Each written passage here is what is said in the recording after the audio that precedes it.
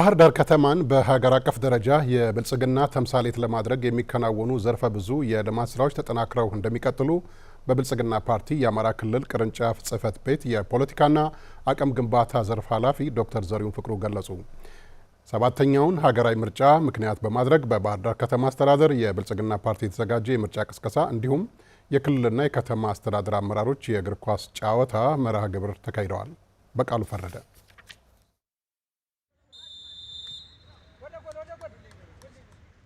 ሰባተኛውን ሀገራዊ ምርጫ አስመልክቶ በባህር ዳር ከተማ አስተዳደር የብልጽግና ፓርቲ ቅርንጫፍ ጽህፈት ቤት አማካኝነት ከተለያዩ የህብረተሰብ ክፍሎች ጋር የምርጫ ቅስቀሳ፣ የቡና ጠጡና የወዳጅነት የእግር ኳስ ጨዋታ መርሃ ግብር ተካሂዷል። በሁነቱ ተገኝተው ንግግር ያደረጉት የባህር ዳር ከተማ አስተዳደር ተቀዳሚ ምክትል ከንቲባ አቶ ጎሹ እንዳላማው በብልጽግና ፓርቲ አመራር ሰጭነት ባለፉት ዓመታት በከተማዋ የተከናወኑ ልዩ ልዩ የመሰረተ ልማት ስራዎች ባህር ዳርን ውብና ተወዳዳሪ ከተማ እያደረጓት መሆኑን ገልጸዋል።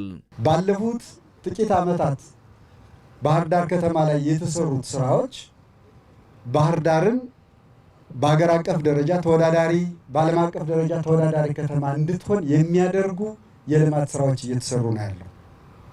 አሁን ባለንበት ሁኔታ ባህር ዳርን የሚመጥኑ መሰረተ ልማት፣ የኮሪደር ልማት፣ የዲጂታላይዜሽን፣ የገቢ ስራችንን ለማዘመን ስራ እየተሰራ ነው። ስለዚህ በሰባተኛው ሀገራዊ ምርጫ ይህንን በብልጽግና የጀመርነውን የልማት ጉዞ ማጠናቀቅ እና ዳር ለማድረስ ብልጽግና መመረጥ አለበት።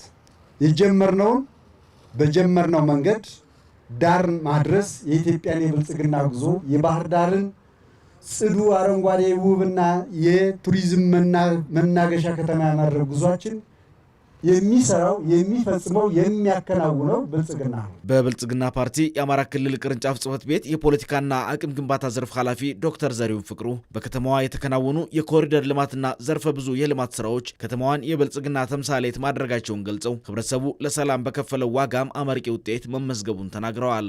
ከተማችን አገራችን ውስጥ ካሉ ከተሞች ውቧ ከተማ፣ አገራችን ውስጥ ካሉ ከተሞች በብልጽግና እሳቤ እየተመሩ ካሉ ከተሞች ውስጥ አንዷ በመሆኗ ውጤቱም በምናየው መልኩ ከኮሪደር ልማት ቀጥሎ በሁሉም ዘርፎች በርካታ ውጤታማ የከተማ ውስጥ ስራዎች የሚከወኑባት፣ ከምንም በላይ በከተማው ውስጥ ያለው ህዝብ ስለ ሰላም የሚኖር፣ ስለ ሰላም የሚዘምር፣ ስለ ሰላም ዋጋ የሚከፍል ህዝብ እንዲሆን በማድረግ በኩል የሰራነው ስራ እጅግ በጣም አመርቂ ነበር ብሎ መግለጽ ይቻላል።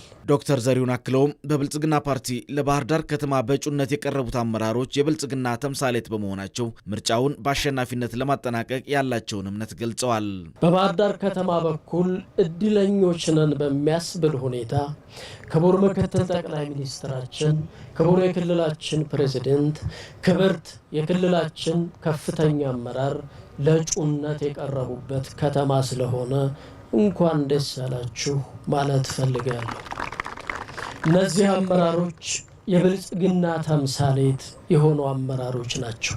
በሚቀጥሉት 5 ዓመታት በማኒፌስቶአችን ያስቀመጥናቸው ፖለቲካዊ፣ ኢኮኖሚያዊ፣ ማህበራዊና የውጭ ጉዳይ እቅዶቻችን በሙሉ የሚተገበሩት በጋራ በቅንጅት ስንሰራ ስለሆነ እነዚህን እንቁ አመራሮቻችንን የባህር ዳር ከተማ መላው ህዝብ ምርጫውን በከፍተኛ በሆነ አሸናፊነት ለማጠናቀቅ ምንም አይነት ጥርጥር ስለሌለን፣ እናንተ ምንም አይነት ጥርጥር ስለሌላችሁ ለዚህ የሚሆኑ ስራዎችን እንድትሰሩ አደራ ለማለት ፈልጋለሁ። መላው የከተማዋ ነዋሪዎች የተጀመረውን የልማትና የብልጽግና ጉዞ ለማስቀጠል በቀጣዩ ምርጫ ብልጽግና ፓርቲን እንዲመርጡም በመድረኩ ጥሪ ቀርቧል።